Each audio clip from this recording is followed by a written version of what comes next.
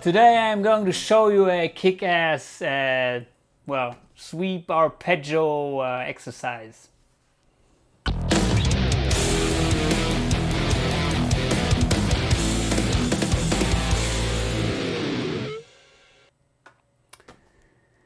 As many of you beautiful ladies may know, I like practicing guitar, and I made a couple of videos about my practicing routines, so please check them out if you're interested. And one thing which I always keep an eye on is some arpeggio exercises. And usually I play arpeggios in most cases with sweep picking techniques. And of course, if you are not familiar with sweep picking, then maybe I can briefly explain what that is. It's basically you are just picking the notes of the chord in a row, and you are using always maybe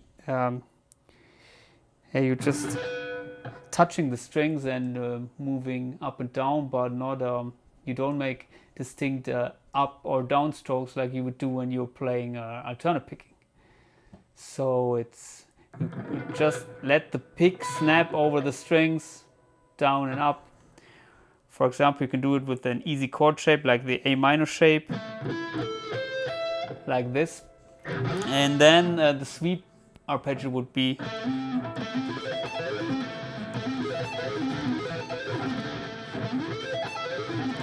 something like that. But I think there are lots of videos out there which are explaining this technique. Anyway, what I found out is if you're practicing just these basic shapes around the usual chords, maybe this one which I showed you, or the major shape, or maybe another one like this thing, it's not helping you that much, because then you're only able to play this whole shape. But usually what you would like to do is you would like to throw in maybe small sweep figures within your solo playing, and for that reason you may you have to be able to play it with different phrasings, and also to start with different notes, and to vary these shapes a little bit. Because if you would just play this shape, it gets boring. But if you play something like maybe something like that around this shape, it's a little bit more interesting at least. And it will be way more useful in a solo situation. So what I found out is an exercise where I'm just playing around different shapes of arpeggios. Starting with the A minor arpeggio here. In this position, it's 10th on the D string, 9th on the G string, 10th on the B string, and 8 and then 12 on the E string. So this. But instead of playing always this shape, the same shape up and down again, I'm varying this shape. So I'm playing maybe these all of these notes, every overall 4 strings, 2 times, and then I'm playing maybe only the upper 3. So together maybe this.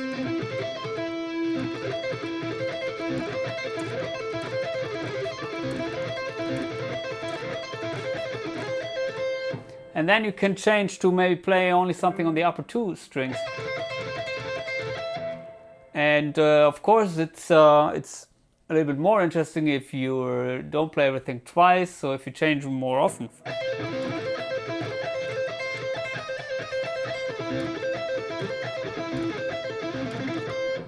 Can also go down and take the 5th string, so the A string here, into this arpeggio shape, like I did.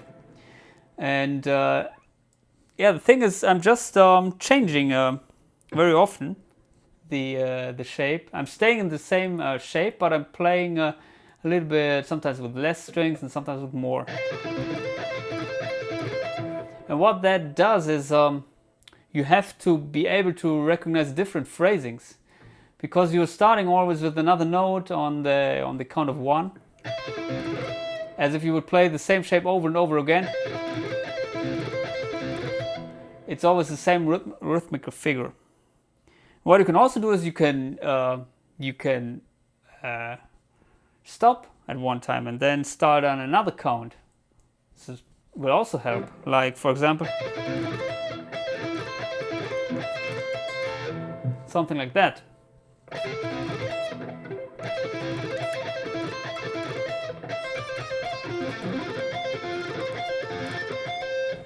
And of course you can also play some notes which are not exactly in the chord. And what's the easiest way is you can play chromatic things, like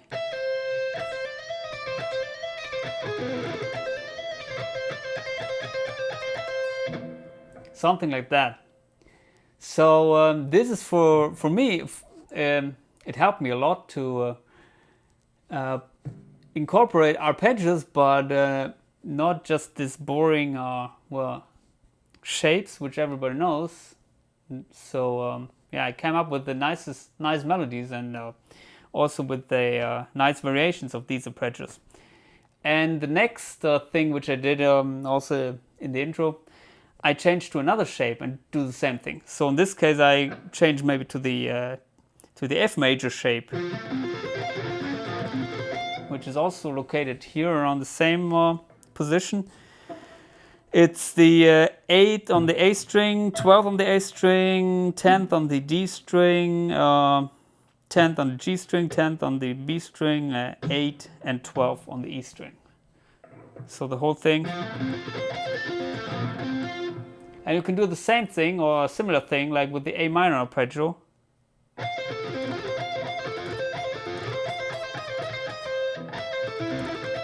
And then change in between these two arpeggios.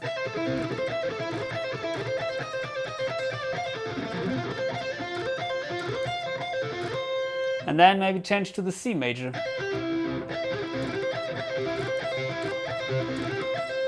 And then maybe G major.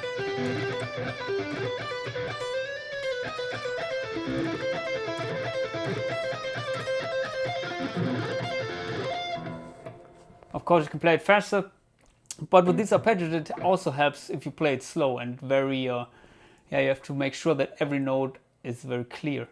Of course, very important is also the muting technique. You have to mute the other strings which we are not playing. So, but that's a basic thing which you should take an eye on when you're playing arpeggios. So.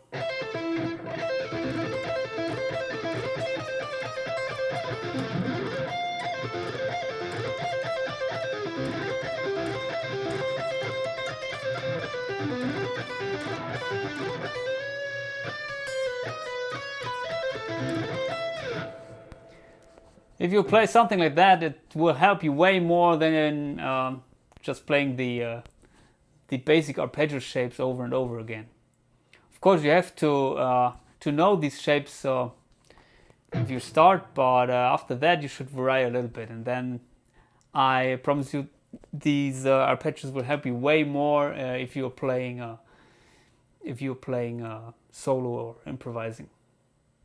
So I hope this helps you for your solo playing. And please post your comments below, subscribe to my channel. Goodbye.